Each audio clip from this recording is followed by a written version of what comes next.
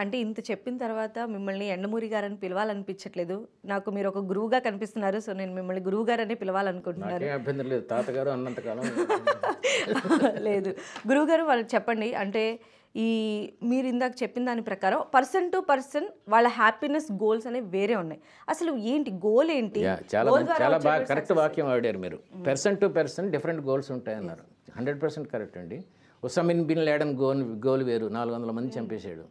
అలాగే ఇంకోళ్ళ గోల్ వేరే ఉండొచ్చు. నా ఉద్దేశంలో గోల్ అంటే సక్సెస్ అండి. సక్సెస్ అంటే ఏమిటంటే చాలా సింపుల్గా చెప్తాను, నవ్వుతూ ఉంటామండి. ఇంతకన్నా పెద్ద డెఫినేషన్ ఏం లేదు. ఈరోజు నవ్వుతూ ఉండాలి, రేపు కూడా నవ్వగలననే నమ్మకం ఉండాలండి. ఈ బీటెక్లో బీర్ బాటిల్ చెప్పాను చూడండి, వాడికి రేపు నవ్వగలనన్న నమ్మకం లేదు వాడికి.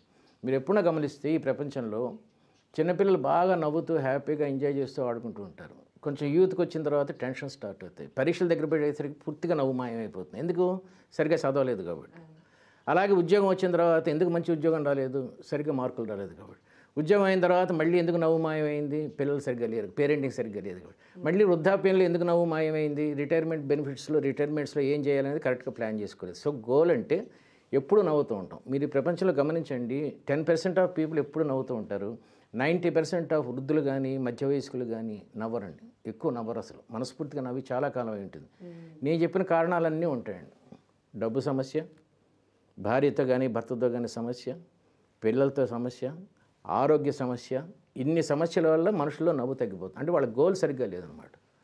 ముందు ఆరోగ్యం బాగుండాలి కదా. నన్ను చూడండి, 70 ఇయర్స్ నాకు ఇప్పుడు నవ్వుతున్నానంటే నాకు ఈ విధమైన ఆరోగ్య సమస్యలు లేవు. దీనికి కారణం ఏంటంటే రోజుకు 15 నిమిషాలు 20 నిమిషాలు ఎక్సర్సైజ్ చేయటం ఎవ్రీడే. ఎప్పటి నుంచి? 28th ఇయర్ నుంచి. ఆహారం కరెక్ట్గా ఆబగా తినకుండా కొంచెం కరెక్ట్గా తింటాం. ఇలా ఉంటే హెల్త్ బాగుంటుంది. కరెక్ట్గా ప్లానింగ్ చేసుకొని యాజ్ ఎ చార్టెడ్ అకౌంటెంట్ కరెక్ట్గా డబ్బులు సంపాదించి కొంచెం కంఫర్టబుల్ పొజిషన్ రావటం, నవ్వుతూ ఉంటాం. ఇలా డబ్బు, ప్రేమ, ఆరోగ్యం, జ్ఞానం ఇవన్నీ కరెక్ట్గా కలిస్తే వచ్చేది సక్సెస్ అండి. సో ఒక్క మాటలో చాలా క్లియర్గా చెప్పారు. అంటే చైల్డ్హుడ్ నుంచి మనం తీసుకునేటువంటి step by step career planning అనేది మన లైఫ్ని రిఫ్లెక్ట్ చేస్తుంది.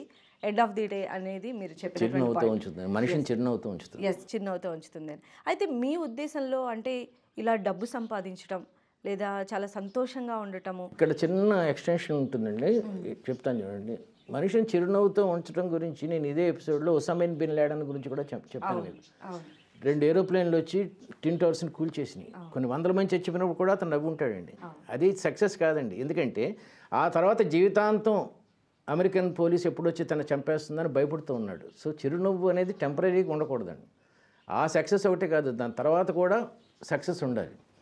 అది కొంచెం ఎక్స్టెన్షన్ అన్నమాట ఇది.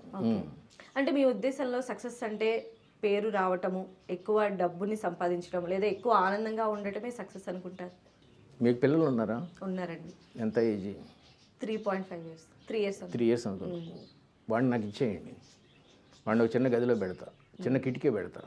ప్రతిరోజు బిర్యానీ కావాలంటే అది, ఏం కావాలంటే అది, ఎయిర్ కండిషన్ రూమ్ ఇస్తా వాడికి. మీకు ఏం కావాలంటే టీవీ పెడతాను. మీరెవరూ ఉండకూడదు. వాడు చచ్చిపోయే వరకు వాడిని నేను పోషిస్తా. అట్లా వాడికి ఏం కావాలంటే బిర్యానీ, ఎంటర్టైన్మెంట్. ఉంచుతారా మీరు? ఎందుకు ఉంచరు? నేను ఇస్తున్నాను కదా, భోజనం పెడుతున్నాను, ఎంటర్టైన్మెంట్ ఇస్తున్నాను. మరి ఇంకేంటి? ఇంకేంటో నేను చెప్పబోతున్నాను ఇప్పుడు. ఒకటే జిందగీలో మనం చెప్పేది అదే. వాడికి ప్రేమ కావాలి.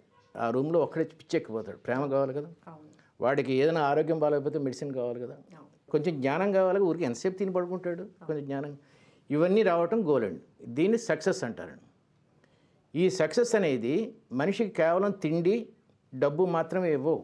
కొంత గుర్తింపు కావాలి, సమాజంలో గుర్తింపు కావాలి, చప్పట్లు పడాలి, కొంత ప్రేమ ఉండాలి.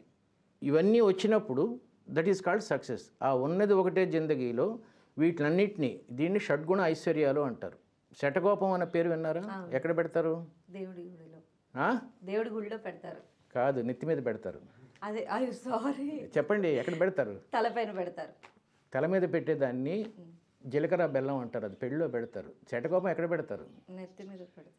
నెత్తి మీద పెట్టేదాన్ని జీలకర్ర బెల్లం అంటారు. ఎక్కడ పెడతారు? శటకోపం గుడిలో పెడతారు. గుడిలో నెత్తి మీద పెడతారు. అర్థమవుతుందా? శట అంటే 6, గోప్యం అంటే రహస్యాలు. 6 రహస్యాలు. దీన్ని షడ్గుణ ఐశ్వర్యాలు అంటారు. ఆరోగ్యం, ప్రేమ, డబ్బు, జ్ఞానం, ఎంతూజియాజం అంటే ఉత్సాహం, ఇలాంటి 6 కలిస్తే వచ్చేదాన్ని శఠగోపం అంటారు. 6 రోగాలు పోవాలి, 6 ఐశ్వర్యాలు రావాలి.